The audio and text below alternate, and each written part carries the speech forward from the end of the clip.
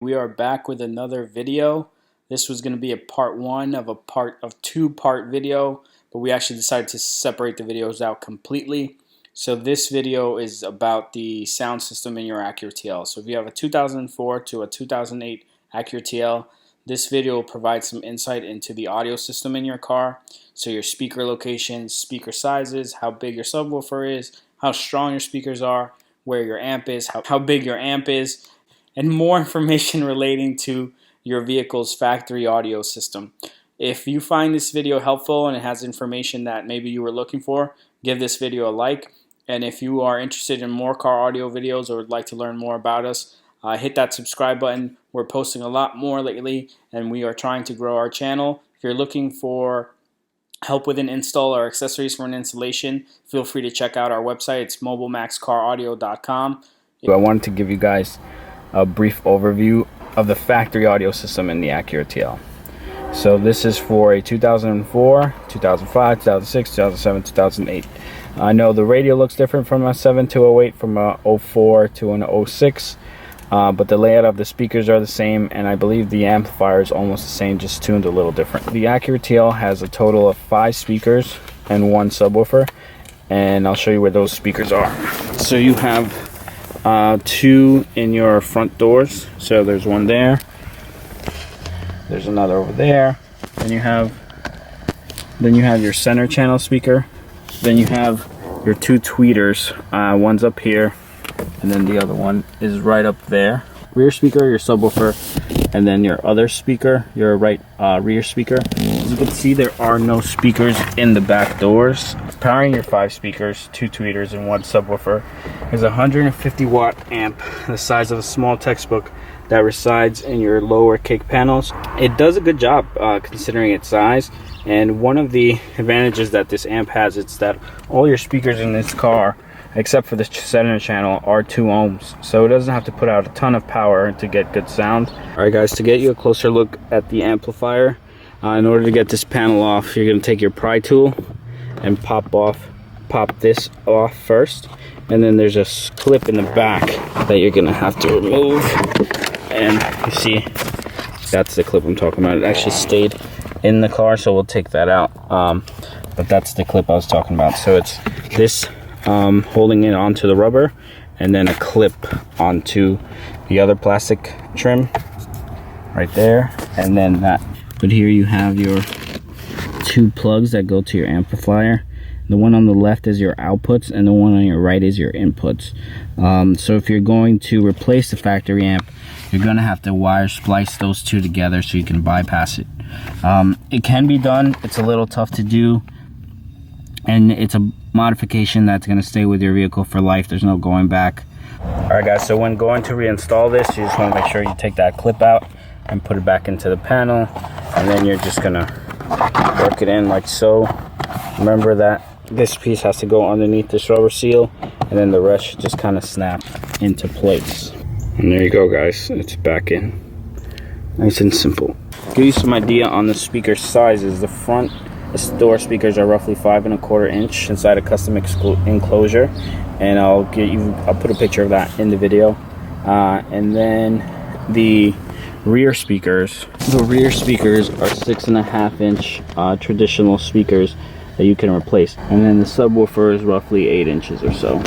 You can replace all the speakers in the car, but the front speakers are going to require some modification because of, you have your low end over here and your tweeter up here. When replacing the rear deck speakers, you can normally find 6.5s anywhere for the rear deck, but the subwoofer is going to be a special case.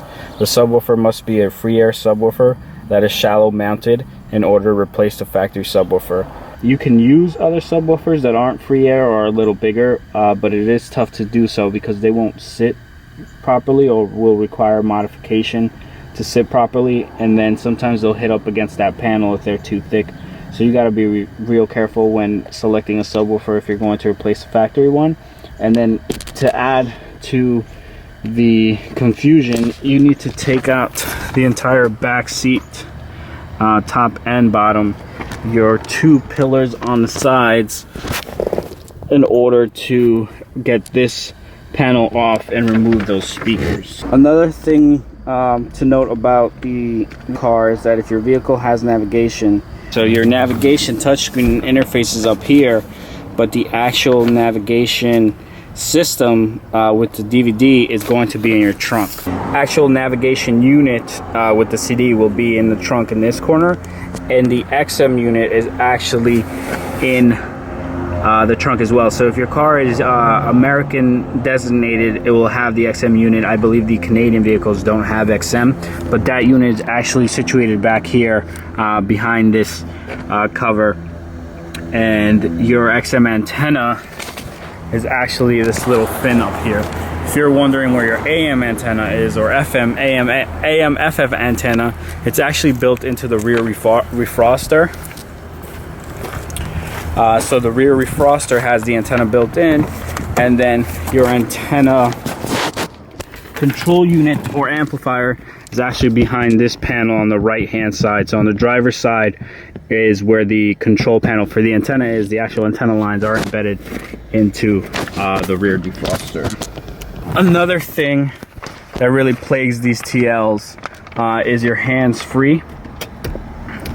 Your hands-free will actually drain the battery in some cars. So in some cars it tends to work with no problems, but more often than not you have an issue where the HFL unit, which is located in here, you would have to take this trim panel off, actually will short out, not work, and will cause your battery to drain. So the HFL unit is controlled by these buttons. These are really your steering wheel buttons, and these are your HFL buttons. These are on two separate circuits, so when you go to upgrade the stereo, you actually end up losing these, but you get to keep these. You can get these to work together if you connect their circuits. You'd have to insert a 150 ohm resistor into the circuit connecting these two, and that would help you retain both steering wheel controls. But for this install, the customer is fine losing these, so we're just going to be using the interface to control these. Now that we got all that preliminary information out of the way about your sound system in your vehicle, and you could better understand what options you have, let's talk about what options you do have. So the initial radio of this car comes with XM. Again, this is a 04, 05, 06. These 07 and 08s have aux, but this vehicle does not. So you have your disc tape, so you have CD and tape, then you have AM, FM, then you have XM. Canadian vehicles, I believe, don't have XM. So those are your four options with this radio. It's 2019 when I'm filming this video. It's who uses CDs or tape for that case anymore.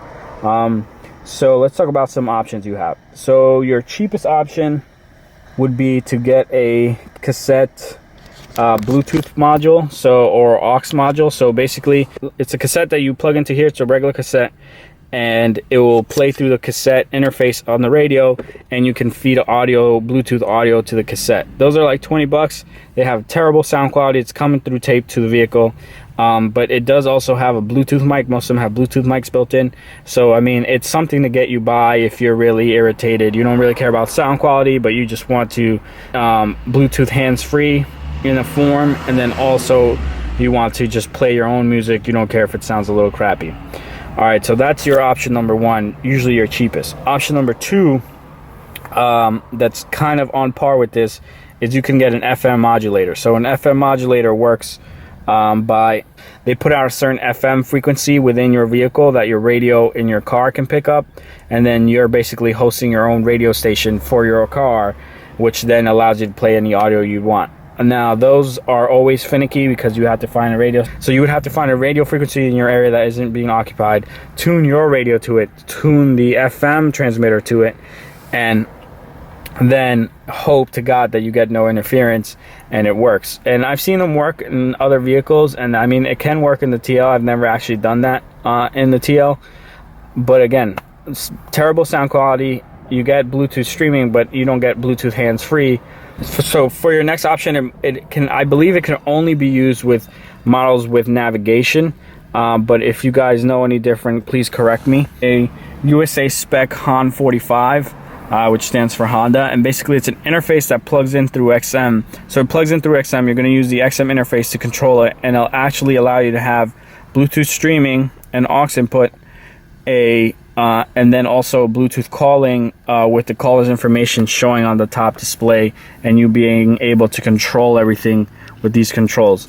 The HAN 45, I believe, is like $250, and it's really an option only if you're preferring to stay with the stock system. You are I'm staying stock, I'm not touching my car with anything aftermarket like that, then that's an option that makes sense, because for the 250 or 150 to 250, you're not getting that. Yeah, you're getting the Bluetooth streaming, which is probably a feature you want, but it's not worth that in my eyes. And then you're also still left with a degraded sound quality. Through the XM port, it sounds better than your other two options, but just this factory radio, it was made in 2004, so the technology has come such a long way that this radio just doesn't sound as good as even a cheap radio that you can get from like AutoZone or something like that. So just keep that in mind, that if you're going to go with that HAN 45, it does bring you the ability to stream Bluetooth calling, get the information on display, use your steering wheel controls the way you want, and keep the factory radio, but it just isn't the most cost-effective option, I believe. Now the next option you have, which is the option we're doing today, is going with an aftermarket radio, and you'll see that the aftermarket radio actually turns out really well. It really improves the sound quality of the vehicle, and I understand some people may be against, you know, the way it looks, but it's just something you're gonna have to deal with if you're prefer the stock look. Once you upgrade the radio and you start using it, you'll be so happy with the sound quality and feature set that you'll forget that you modified the radio.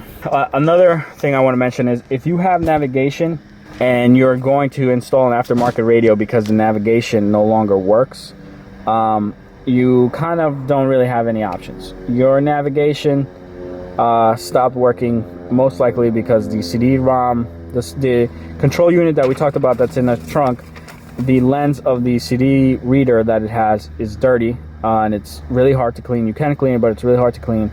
Or the CD got scratched up and now it's not responding the way it's supposed to for you to be able to manipulate the navigation. If you want to keep your factory navigation and it's not responding, or it keeps freezing up, you can have the DVD unit replaced at the dealer. It's going to cost you a fortune. You can find one on eBay. They're going for like $200, $250. We do offer service to basically fix yours, and all we're going to do is swap out the DVD unit that's in it. So it requires some disassembly, but service we provide, but it's $250 also, so it doesn't make sense to repair that navigation unit unless you're really fixed on the factory navigation, just because of the cost of it. But if you don't mind spending money, you can go to the dealer, get a new one. You can buy a new CD if the CD is a problem. You can have us fix yours, or you can find one on eBay, or maybe someone else that will fix it for you. Now the last thing, guys, I'm sorry to be talking so long, it's been like 10 minutes. The last thing that I want to mention is that in the 2004, 2005, 2006, the radio is the same regardless whether you have navigation or you don't have navigation. Of course, the display is going to change. And if you have navigation, you're going to have more plugs in the back than if you have the regular radio. Now that clock is independent of any functionality. It just gets power, and that's why it has those buttons, because you set it up there with the buttons. So now for the 07 and 08, same thing. The radio will work for both. The screen is different. You're going to have more plugs in the back if you have a navigation screen, less plugs if you don't. And the actual control unit up here, if you have navigation, it's tied in. If you don't have navigation, it's the same as this one, where it has the three buttons, that control the clock, and it just gets power. Now the reason why I mention all that is because I always see people go, oh, I'm selling my radio / navigation screen / display for a 2004 Acura TL, but they list it from 2004 to 2008. No, if you buy an 07 to an 08, it's not going to work in your 04, 05, or 06 Acura TL. So understand the difference.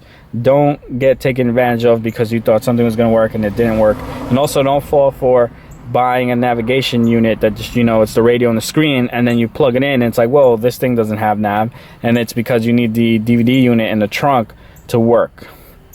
Alright guys, let's get started. Just a disclaimer, if you ever plan on putting the factory radio back in or your factory navigation, you're going to need your radio codes, so make sure you get those. We have a separate video on how you can get your radio codes. You can watch that. I'll put it in the description.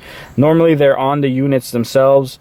If not, they're in your glove box or your owner's manual, or if not, you have to use, I believe it's like 1, 3, and 6 when the radio turns on. I'm sorry, 1, 3, and 6 when the radio turns on, and that'll give you the serial number on the screen of the radio. But you want to get those codes if you ever plan on selling this car and you're going to take the radio out.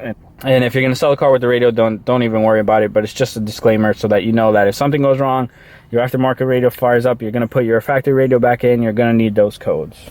All right, guys, now let's talk about what is going in this car, what we're going to need to take it apart, and we'll start this how-to.